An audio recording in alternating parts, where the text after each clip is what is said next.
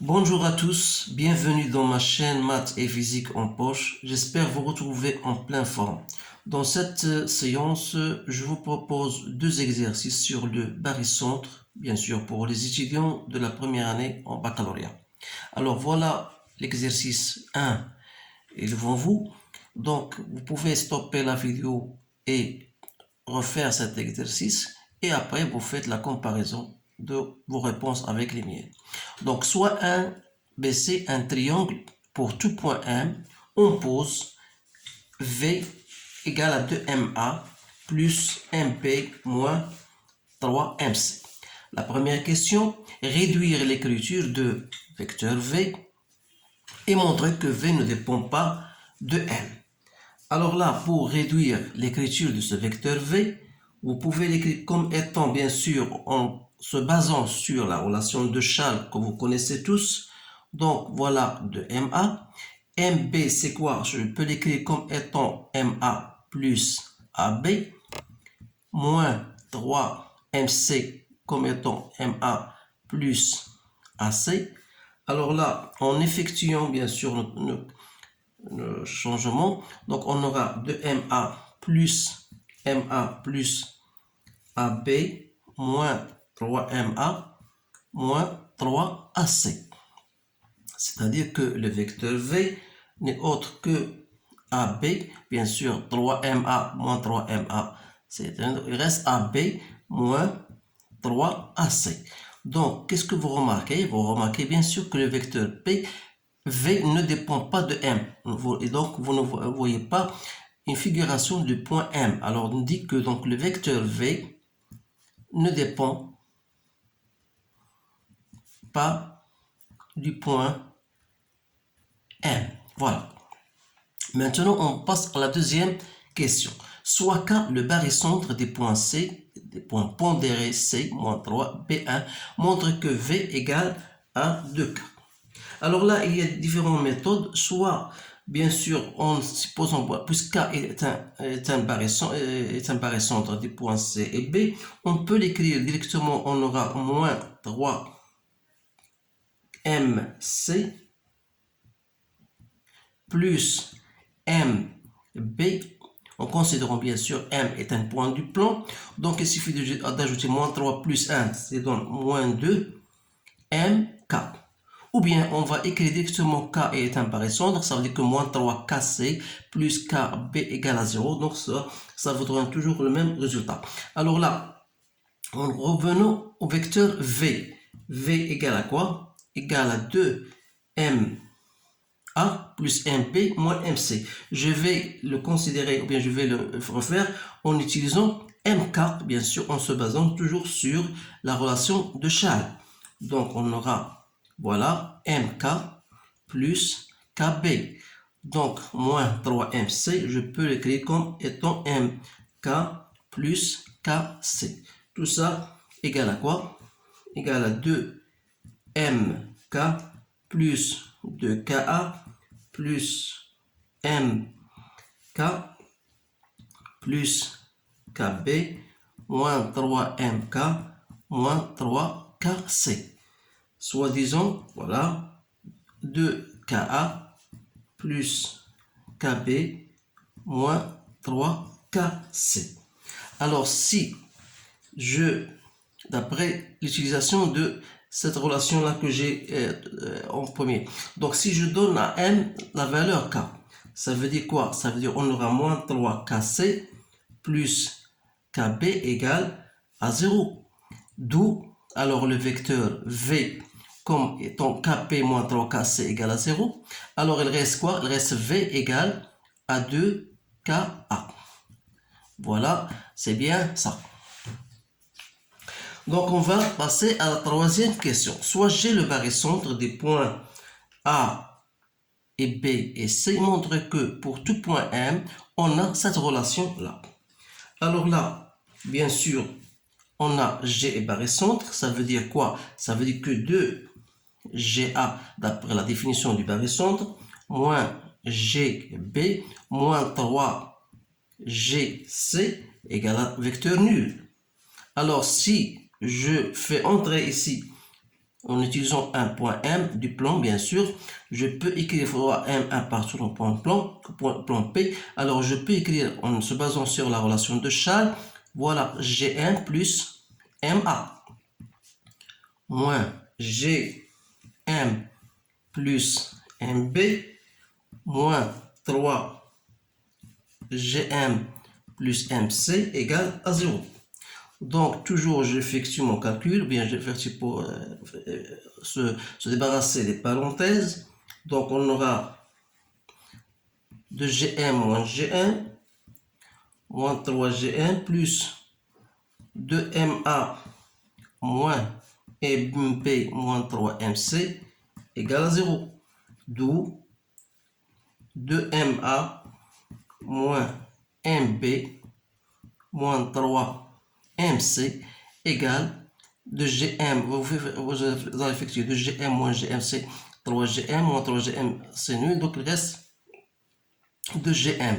Donc 2Gm moins Gm, ça fait 1Gm moins 3Gm, donc c'est 2Gm, c'est bien ça. Voilà votre relation, voilà, j'ai abouti enfin à cette relation qui est bien sûr ce qu'on vous demande de montrer. Maintenant, on déduire l'ensemble des points M tels que le module de 2MA moins MB, la norme de MA moins MB moins 3MC égale la norme de MA plus MB moins 3MC. Donc, d'après ce que nous avons déjà vu, on a montré ça. On a montré que ça égale, c'est la norme de 2GM. Et ça, on a déjà montré qu'il y a 2K. Donc, voilà. Ça veut dire, si je me débarrasse de 2, donc il reste Gm égale à Ka. Donc, dire que G, voilà, un point M, voilà G. Donc, Gm égale à Ka. Donc, c'est quoi? C'est l'ensemble, c'est un cercle. Donc, on dit que l'ensemble des points, et donc, c'est quoi? Qui vérifie bien cette relation, est un cercle de centre G et de rayon R égale à K. Donc voilà la réponse aux premiers exercices. Maintenant, je vais passer à un autre exercice. Bien sûr, toujours il y a des choses nouvelles. Alors, dans le plan P rapporté à un repère OIJ, soit les points A pondérés B et C et D, et soit G le barycentre des points A et B. Déterminer les coordonnées de K. Alors, pour déterminer les coordonnées de K, soit que vous faites, bien sûr, K est un barycentre, donc 2Ka plus 3KB égale à 0, ou bien vous pouvez faire autre chose, considérer un point M appartenant au plan. Alors là, vous partir à partir des points A et B, donc on a 2MA plus 3MB, et vous faites l'addition 2 plus 3, ça fait 5M. K, bien sûr. Alors là, si je voudrais chercher les coordonnées du point K, donc chercher les coordonnées du point K, ça veut dire dans le repère OIG, c'est-à-dire il suffit de trouver OK. Donc, qu'est-ce qu'il faut faire? Il faut donner à la valeur M la valeur O. Ça veut considérer le point M, ça coïncide avec le point O. Alors, dans ce cas-là, si je remplace M par O, j'aurai 2OA plus 3OB égale à 5 OK. C'est-à-dire, dans ce cas-là, que OK n'est autre que 2 cinquièmes OA plus 3 cinquièmes OB. Et, bien sûr, XK n'est autre que 2 cinquièmes XA plus 3 cinquièmes XB. Et YK, c'est 2 cinquièmes YA plus 3 cinquièmes YB. Donc, vous effectuez votre calcul, vous avez XA et XB. Donc, vous allez trouver que K, c'est coordonnées moins 2 cinquièmes, 8 cinquièmes. Voilà. Donc, il suffit de remplacer XA par voilà XA, voilà XB. Vous avez tous les points, bien sûr. Donc, il suffit de remplacer. Déterminer les coordonnées cette fois-ci de L, le centre de gravité d'un triangle. Alors, le centre de gravité d'un triangle, devez le savoir, c'est XL. Toujours, c'est, si je prends les points, bien sûr, XA, A et B et C sont à la même distance. Donc, je vais écrire c'est XA plus XB plus XC sur 3. Et YL, c'est YA plus YB plus YC sur 3. C'est-à-dire, ici c'est moins 1 plus 0 plus 1 sur 3, ça me donne 0. Et ici, 1 plus 2 moins 1 sur 3, ça me donne 2 tiers. Alors là, L a pour coordonnées, bien sûr, 0, 2 tiers. La dernière question, déterminer les coordonnées du barycentre des points A, B, C et D. Donc ici, on va considérer soit G, le barycentre des points A, B, C et D. Alors là, en considérant toujours un point M appartenant au plan, c'est-à-dire on aura 2MA plus 3MB plus MC moins MD égale à 5MG. Alors, pour trouver les coordonnées du point G, c'est-à-dire il faut trouver OG.